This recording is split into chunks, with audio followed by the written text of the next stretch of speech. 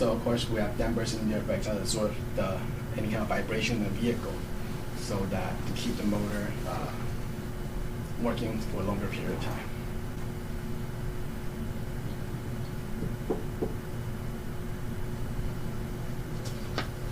Okay, so again, more devices on the motor to ensure long durability.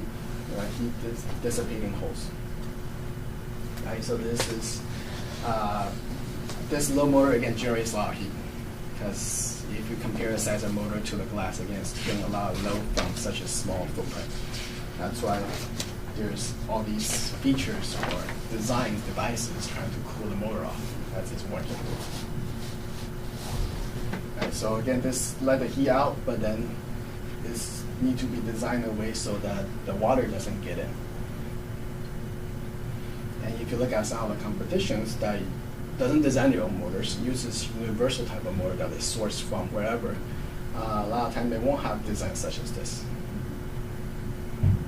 Okay. And next is the computerization of the window regulator motor. As OE started implementing the auto up or one touch up function, they need to have a device that's going to recognize if the window, as it travels up on its own, is hitting the obstruction or it's hitting the top of the door, meaning it's fully closed.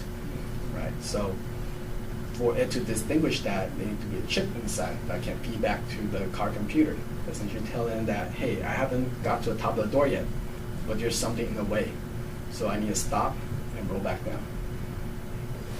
And that's what this device does. So a quick example of how this Question works. real quick about that. So if, like my car just has an auto down, but not an auto up. So an auto up, if you put your arm through, it will stop?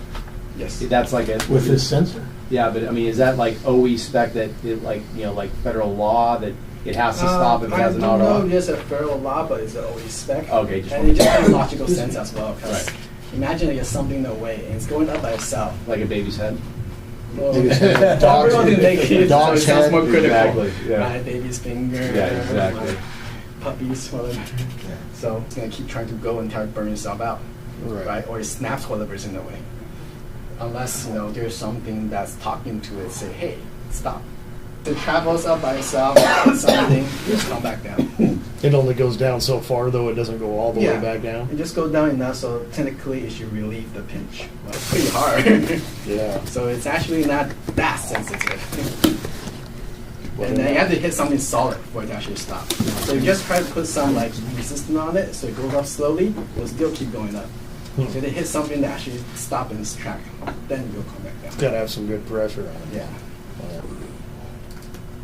In a previous session, as I mentioned, just like cooling fan assembly that's now computerized, things like this, there's need to be resets, essentially. So when you put it in the first time, whenever electricity is cut, the car needs to learn, essentially, what is the top of the car, right? So when it goes up, it hits the top of the car, it knows that this is the closed position and not because it hit something. So this type of anti-pinch motors usually have some sort of reset instruction. So for the most first generation, if you will, when Nissan just started, for example, their reset actually has a physical button you have to hold on to. And then you run the window through the entire length of travel. And that's how it learns that this is how far I need to go. Where was the reset button on the motor? Yes. So you had to take the thing off to do it. Yep. So that's Okay. a pain in the butt. So that's not a very good design. But they don't have that anymore. Not anymore. Yeah, okay. Thank goodness. Okay. Right. So now, after that generation, which is essentially the first generation of anti-pinch motors, the new ones, all you need to do is just move the window all the way down, hold it there for 5 seconds, move the window all the way up, hold it there for 5 seconds, then you'll learn that this is the length of the travel. Okay, so of course when your customer replaces a new anti-pinch window regulator, or even if just the battery goes out and you change the battery, this needs to be done, or else their one touch up function is not going to work properly. Really? But Here's the example. So if you don't reset it, it hits the top. It doesn't know it's the top. You'll come back down. Oh. What touch down?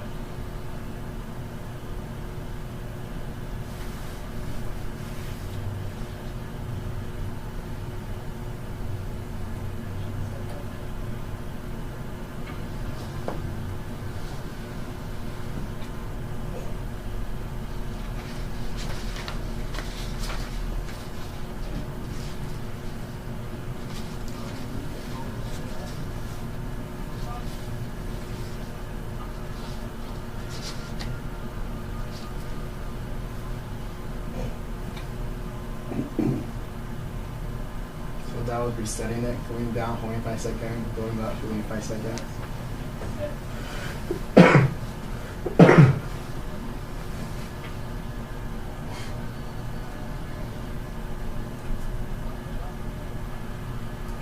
So now if you do a one touch up, it hits the top, it'll stay there. Just quick overview in terms of what kind of function there is for window regulator. So most basic, like I mentioned, the 2 pins.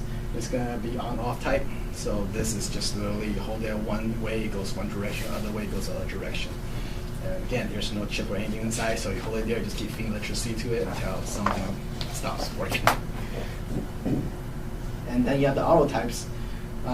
Most basic one touchdown, those been around since the 90s. So most 90s, at least the driver's side has one touchdown.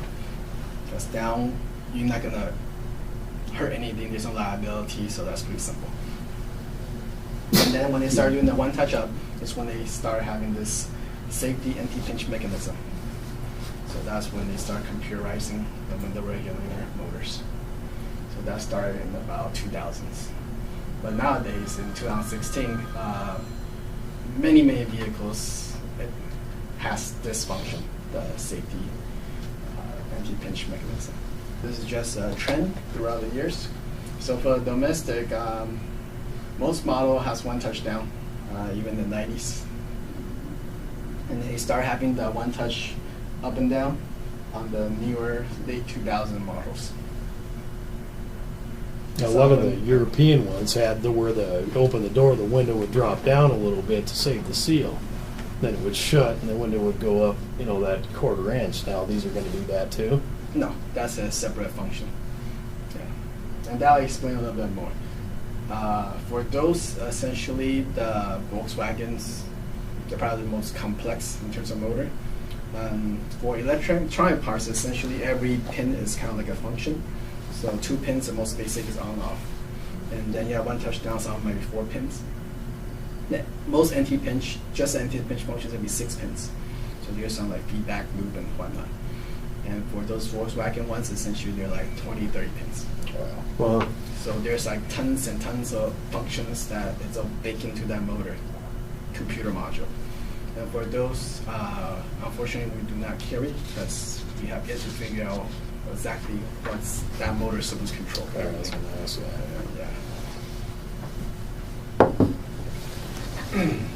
And like you mentioned, there's a lot of little things like, when you open the door, it's supposed to come down a little bit, shut it goes a little bit. I saw of it even like when you submerge it in water, you're supposed to know to roll it down, things like that. I was like, how are we supposed to test that? We're gonna buy a car and throw it in the water to see if it works. right. Yeah. So of course, European, any kind of these electronic gadgets, they're usually the first one to dive into it, especially Volkswagen. So they're first one to go into the whole anti-pinch thing in the early 2000s, and the Japanese makes it follow pretty soon. But of course, they're reserved for the luxury makes, and it becomes more and more common. So nowadays, even like a Honda Civic at least have the express up, auto up on the driver's side.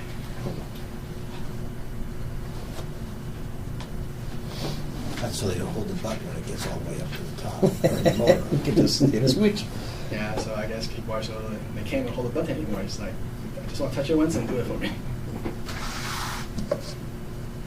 Okay, so for expedition window regulators, that should be smooth and quiet operation. There shouldn't be any strange noise or straining sound, if you will. So if anything that sounds like straining really hard, it could be something that's misaligned. So the basic, rule of thumb, if you will, the guideline for installing is you always want to push your glass against the back of the door. Right? So there's some play when you put the glass in the door, right? You go this way, we go this way.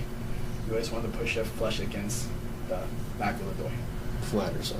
Yeah, the flat side. And then that's when you bolt down everything to make sure that it's going to travel smoothly. Okay. So of course, motor performance, want to make sure it's well made, efficient. It's going to match O in terms of torque and speed. Of course, then all the strength of the gear transmission, so all the plastics and metal gears, all that, make sure it's going to be good quality, and also the torrents are just right. If you have anything that's going to be loosey-goosey, if you will, something's going to bang against each other, it's going to wear prematurely.